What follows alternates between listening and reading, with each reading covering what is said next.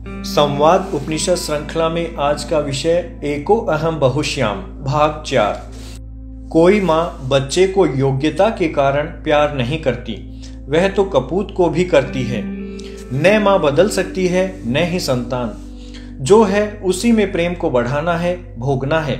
माँ तो यह भी समझती है कि यह जीव बाहर से मेरे पेट में आया है तथा उम्र भर यह तथ्य उसकी दृष्टि में रहता है, इसीलिए उसकी क्षमा का दायरा बहुत बड़ा है। उसकी सहन शक्ति, धैर्य, प्रतीक्षा सभी विशाल होते हैं। संतान से मार खाकर भी भीतर संतान ही रहती है। कई क्षेत्रों में बच्चे माँ को बेच देते हैं और वह हंसते हंसते चली जाती है। माया एक धारा का प्रवाह है, बहता ही जाता है। प्रवाह से पूर्व द्रवणता होना अनिवार्य है। यह मिठास से आती है, दया और करुणा से आती है। अतः माया मित्र या शुभचिंतक बनकर घेरा डालती है, मोह लेती है, द्रवित करती है। व्यक्ति बहने लगता है, ऊपर की ओर बह नहीं सकता। धारा बनकर नीचे की ओर प्रवाहित करती है, मूल केंद्र या उद्गम से दूर ले जाती है। जैसे ही वह गृहस्थाश्रम के कार्य से मुक्त होकर वानप्रस्थ में प्रवेश करती है, उसकी गति बदल जाती है। धारा से वह राधा हो जाती है। राधा में ऊपर की ओर बहने की शक्ति है। यह जीवन का महत्वपूर्ण चौराहा होता है। पत्नी माँ ही हाथ पकड़कर सही मार्ग पर बनाए रख सकती है, क्योंकि उसके जीवन की तपस्या प्रभावित होती है। आने वाले जीवन में अनेक नई चुनौतियों का डर भी रहता है। अब तक हर चुनौती का सामना पति के साथ मिलकर करती रही है। पति यदि नई धारा में बहने की सोच ले तो उसी से संघर्ष करना होगा। वही धारा है, वही राधा भी है। वही मुक्त विचरण करते हुए जीव को आकर्षित करती है। शास्त्र कहते हैं ब्रह्म सत्यम जगम मिथ्या। इसका अर्थ है कि ब्रह्म शाश्वत है और जगत बदलता रहता है, परिवर्तनशील है। ब्रह्म सृष्टि का रस भाग है, जगत माया अथवा बल भाग है। माया ब्रह्म के भिन्न भिन्न स्वरूपों का निर्माण करती है, पोषण करती है और वही संहार भी करती है। माया की ही माँ संज्ञा है। कौन सोचता होगा कि माँ जननी होने के साथ साथ संहारक भी हो सकती है। जननी रूप माया का रूप भिन्न होगा, संहारक का रूप भिन्न होगा। दादी, नानी, माँ, पत्नी, पुत्री, बहन आदि सभी माया के ही रूप हैं। घर से बाहर निकलते ही अनंत रूप हो जाते हैं। नारी शरीर पंच महाभूतों का निर्मित घर है। यह माया का स्थूल रूप है और प्रत्येक प्राणी को उपलब्ध होता है। यह सृष्टि का पशु भाग है, अन्न आधारित है।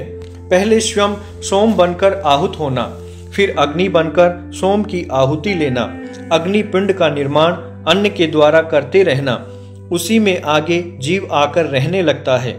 जीवन चक्र के अंतिम दौर में दोनों ही सोम रूप होकर ब्रह्म को समर्पित हो जाते हैं। जैसे शरीर से प्राण अग्नि निकलते ही शरीर ठंडा पड़ जाता है, उसे अग्नि को समर्पित कर दिया जाता है। पृथ्वी भी अग्नि का ही पर्याय है। नर नारी दोनों में ही ब्रह्म साक्षी भाव में रहता है। कर्ता भाव सारा नारी का है।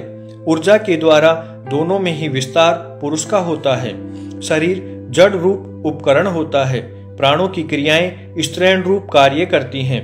मनोभावों के अनुसार जिस तरह के मनोभाव होंगे उसी तरह का जीव आकृष्ट होकर गर्भ में आएगा, वैसा ही उसका वैचारिक और शारीरिक संगठन बनेगा। भारतीय संस्कृति की वसुधैव कुटुंबकम की अवधारणा इस मनोभाव पर ही आधारित रही है। कहा जाता है कि जैसा खावे अन्न वैसा होवे मन। हमारे देश में अन्न को देवता कहा गया है। परोक्ष रूप में जीवन की अधिकांश आवश्यकताओं की पूर्ति करता है। जब अनाज पकने लगता है, उसमें जीव पड़ चुका होता है, तब किसान उसके स्वागत में और देश की खुशहाली के गीत गाते हैं। जीव के मन का सात्विक पोषण होता है।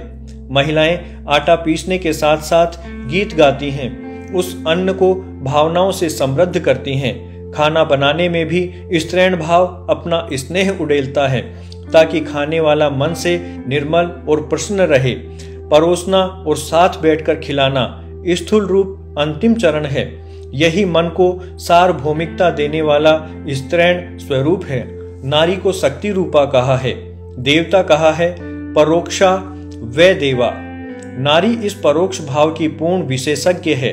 बच्चों को परोक्ष ज्ञान देने वाली, पति को परोक्ष भाषा में संकेत से मूर्त रूप देने वाली, बड़ों को परोक्ष भाव में मर्यादित रखने का कार्य करती है। मर्यादा का अर्थ देश काल परिवर्तन से मेल कर पाने का है, आचरण का नहीं। मिठास और प्रेम के संगीत से घर को भी स्वर्ग बनाए रखती है। मेरा घर, मेरे बच्चे सदा उसका गौरव होते हैं। इनमें अपना विस्तार देखती है पुरुष भाव में, आगे से आगे गहराई से नई पीढ़ी से जुड़ती जाती है। भीतर पुरुष भाव, बाहर माया का घेरा। स्त्रैण भाव का आसुरी रूप भी उतना ही शक्तिशाली होता है, देवता से अधिक शक्तिशाली होता है। आसुरी भाव का अर्थ है स्त्रैण भाव का हास। पुरुष और प्रकृति तो नर नारी के भीतर आत्मा रूप में रहते हैं। कार्यों का संपादन शरीर मन बुद्धि के माध्यम से होता है। शरीर और बुद्धि जड़ हैं।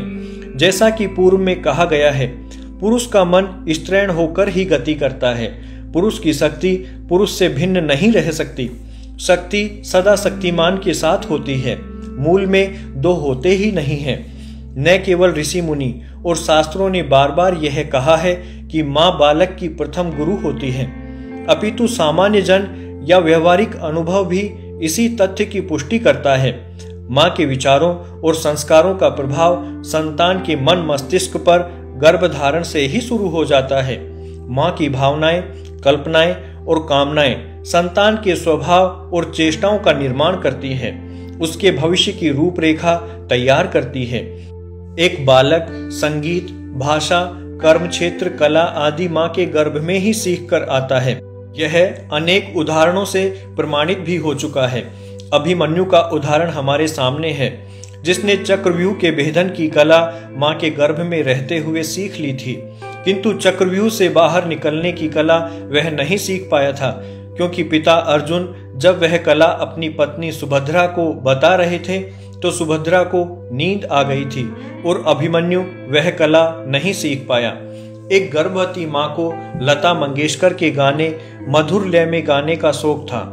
गर्भकाल में वह उन्मुक्त भाव से गीत गुनगुनाया करती थी। उसको यह देखकर सुखद आश्चर्य हुआ कि उसकी 3-4 साल की पुत्री लता मंगेशकर के गानों की धुन अपने आप गुनगुनाने लगी है, उसी स्वर, लहरी और तन्मयता के साथ जैसे वह स्वयं गर्भावस्था में गुनगुनाती थी। ऐसे अनेक उदाहरण हमें अलग अलग जगहों पर सहज ही मिल जाएंगे। एक माँ किस प्रकार बालक को संस्कार देकर एक मानव का निर्माण करती है।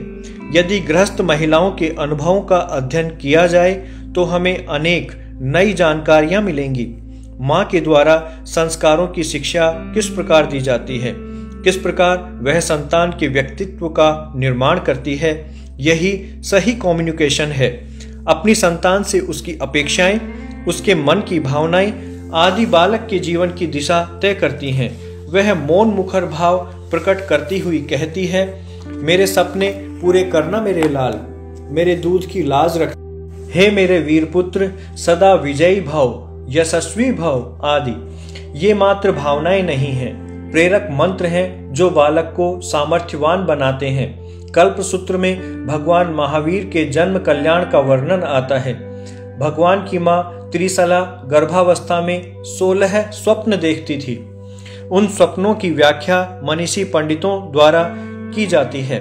वास्तव में ये स्वप्न बालक महावीर के भावी जीवन के संकेत हैं, उनके पुरुषार्थ की पूर्व भूमिका है, माँ की आकांक्षाओं की परोक्ष झलक है। हमारे धर्म ग्रंथों में बालकों के भविष्य निर्माण में माँ की भूमिका के उदाहरण प्रचुर मात्रा में उपलब्ध हैं। आवश्यक नहीं है कि माँ शब्दों, संकेतों और अध्यापन के द्वारा ही अपने भावों का संप्रेषण करे। सही बात तो यह है कि गर्भावस्था से लेकर युवावस्था आने तक माँ के संप्रेषण का क्रम निरंतर चलता रहता है। माँ के द्वारा बालक को शरीर, बुद्धि तथा मन की शिक्षा निरंतर मिलती रहती है। गुरु के द्वारा बालक को आत्मा के संचालन की शिक्षा दी जाती है, जो माँ की शिक्षा के अनंतर या समानांतर चलती है। गुरु की संप्रेषण पद्धति माँ की पद्धति से भिन्न होती है। इसी प्रकार पिता के संप्रेषण की भूमिका भी माँ और गुरु से भिन्न होती है। वस्तुतः माता पिता बालक के लिए जिंदगी की एक किताब है जिसको बालक प्रतिदिन पढ़ता है। माँ और गुरु अपने पुत्र शिष्य की भावनाओं गतिविधियों को दूर से ही जान लेते हैं। वह आभास या संकेत जो अप्रत्यक्ष रूप से होता है वह एक संप्रेषण है। इसको दूरभाष या टेलीपैथी भी कह सकते हैं।